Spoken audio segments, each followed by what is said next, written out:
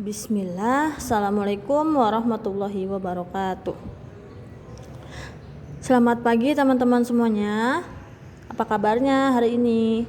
Semoga teman-teman selalu dalam keadaan sehat ya, dan selalu diberi semangat untuk belajar. Amin. Jangan lupa teman-teman selalu bantu orang tua di rumah, karena kalau kita bantu orang tua tentunya akan mendapatkan pahala yang besar. Amin. Baik, hari ini kita bertemu lagi ya dengan Bu Nur di pelajaran tematik. Silahkan teman-teman siapkan buku penanya jilid 4B. Kemudian teman-teman buka halaman 28. Baik, kita sudah buka halaman 28-nya ya.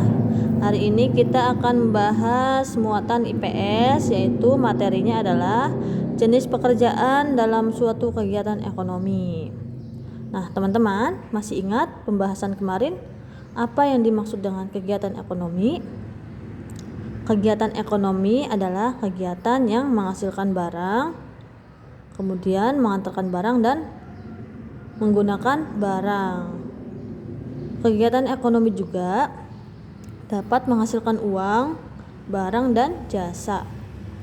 Nah, di sini dijelaskan bahwa kegiatan ekonomi terdiri atas produksi, yaitu menghasilkan barang, distribusi, menyalurkan barang, dan konsumsi menggunakan barang.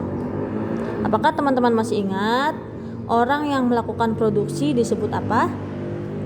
Orang yang melakukan produksi disebut produsen ya. Orang yang melakukan produksi atau pelaku produksi disebut produsen. Kemudian orang yang melakukan distribusi disebut distributor ya. Jadi pelaku distribusi adalah distributor. Dan konsumsi, orang yang melakukan konsumsi disebut konsumen ya. Jadi pelaku konsumsi adalah konsumen. Nah, teman-teman, pada kegiatan ekonomi dilakukan pada suatu barang yang kita gunakan sehari-hari ya. Di sini ada contohnya teh. Di sini siapa teman-teman yang suka dengan teh? Nah, Ibu juga suka ya, karena rasanya yang enak dan menyegarkan. Di sini ada, perhatikan skema kegiatan ekonomi. Apa yang dimaksud dengan skema? Skema itu adalah gambar yang berurutan ya. Gambar yang dijelaskan secara berurutan ya, susunan. Di sini ada skema kegiatan ekonomi, ada gambar 1, 2, 3, 4 dan 5. Nah, di gambar 1 ada perkebunan teh, kemudian yang kedua pabrik pengolahan teh, ketiga produk teh didistribusikan ke pasar, yang keempat teh dijual di pasar tradisional atau swalayan, dan yang kelima air teh diseduh dan siap untuk diminum.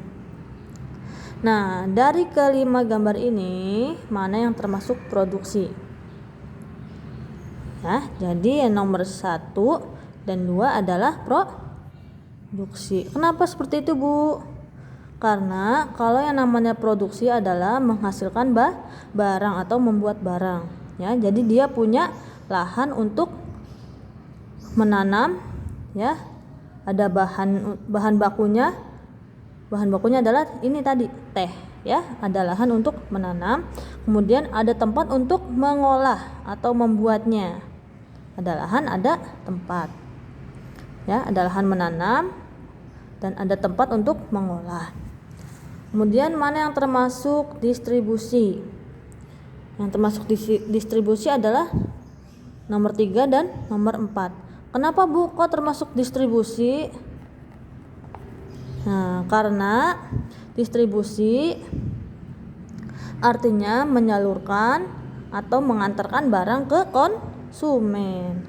Nah, ini gambar mobil adalah barangnya diantar melalui kendaraan ya. Jadi diantarkan ke pasar, ke swalayan, ke warung-warung dan lain sebagainya untuk dikonsumsi oleh kita sebagai konsumen. Emang pasar juga termasuk distribusi? Iya, karena dia menyediakan ya,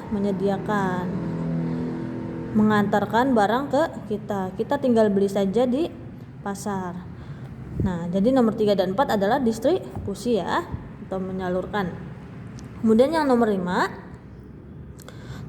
termasuk konsumsi ya, karena konsumsi artinya menggunakan atau menikmati barang ya.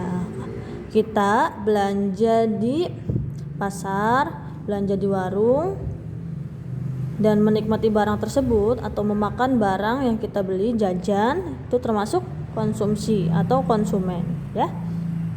Nah, kemudian teman-teman, kita buka halaman 40 ya.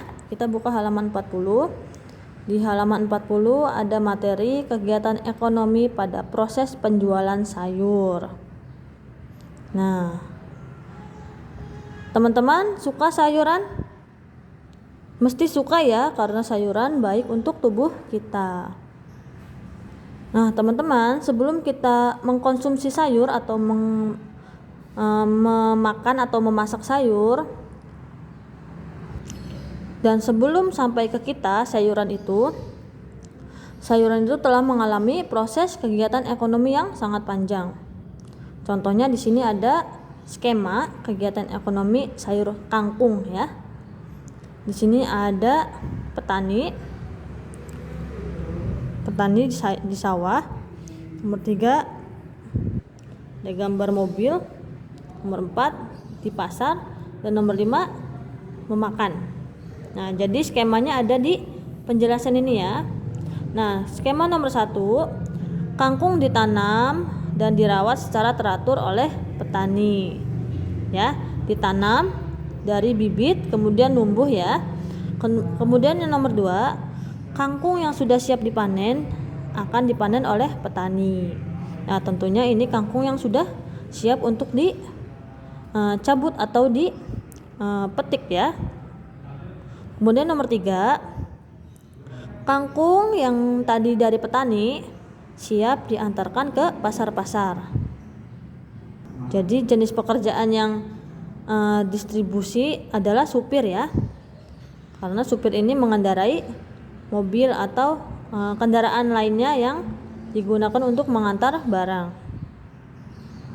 Kemudian supir ini mengantarkan barang ke pasar ya. Nomor 4 adalah pasar. Setelah sampai di pasar, kangkung dijual kepada pembeli ya, atau kepada konsumen. Nah, selain dijual di pasar, kangkung juga umumnya dijual oleh pedagang sayur dengan cara berkeliling dari rumah ke rumah. Nah, jadi jenis pekerjaan yang ada di nomor 4, skema nomor 4 adalah pedagang sayur.